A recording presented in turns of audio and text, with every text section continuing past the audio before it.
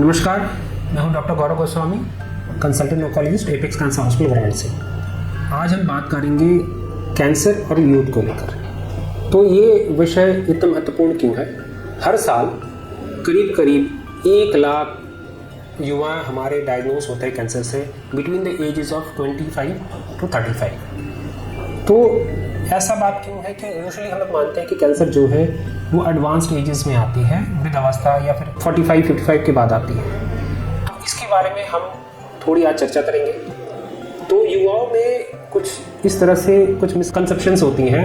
पहली कि चूँकि उनकी उम्र कम है, उन्हें कैंसर होने की संभावना कम होती है। दूसरी बात, उन्हें ये एक मिसकंसेप्शन ये भी रहता है कि जैसे बहुत लोगों ने सुना होगा कि ये छुआछूत से होती है। जैसे मान के चले उनके घर में और कोई भी दूसरे भी पेशेंट्स हैं तो उनके केयर में उनको हैंडल करना पड़ा, खिलाना पड़ा, नहलाना पड़ रहा है, उनके कपड़े से या फिर उनके यूटेंसिल से कॉन्टैक्ट आ रहा है, तो इससे कोई कैंसर कोई छुआछूत की बीमारी है नहीं। तो ये एक मिसकंसेप्शन कभी कभी होती है कि कॉन्टैक्ट से भी फैल सकता है। दूसरी बात, युवाओं में कैंसर का इंसिडेंस भले ही कम हो, लेकिन उनकी जो हैबिट्स हैं, उनकी जो लाइफ स्टाइल्स हैं, वो सीड्स सो करती हैं जो फ्यूचर में कैंसर कर सकती है। जैसे अनहेल्दी लाइफस्टाइल, जैसे unhealthy diet, lack of physical exercises, नशे, एडिक्शन जैसे स्मोकिंग, अल्कोहल, इनफैक्ट वेपिंग भी हम सबको पता है कि even that causes lung damage. So ये जो फाउंडेशन है, जो इनिशियल नाइडस जो होता है कैंसर का,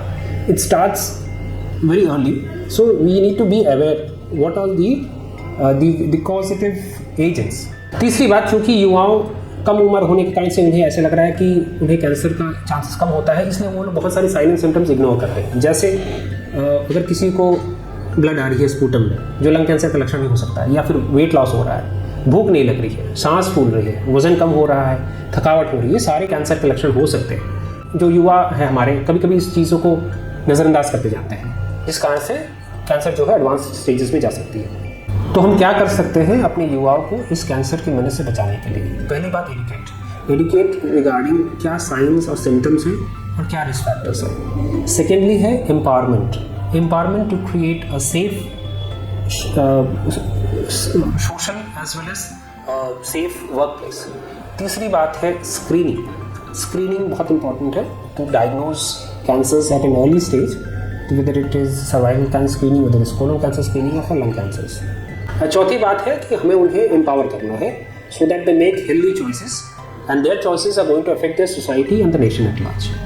So आए हम सब अपनी जो हमारे युवा हैं उनमें जागरूकता बढ़ाते हैं और कोशिश करते हैं कि हम इस कैंसर का जो एक बहुत ही बड़ी समस्या है उसको छोटे स्थिति में, उसको अर्ली स्टेजेस में ही उसको हम कंट्रोल करके हमारे युवाओं को कैंसर से बचा सकें। धन्यवाद, नमस्कार।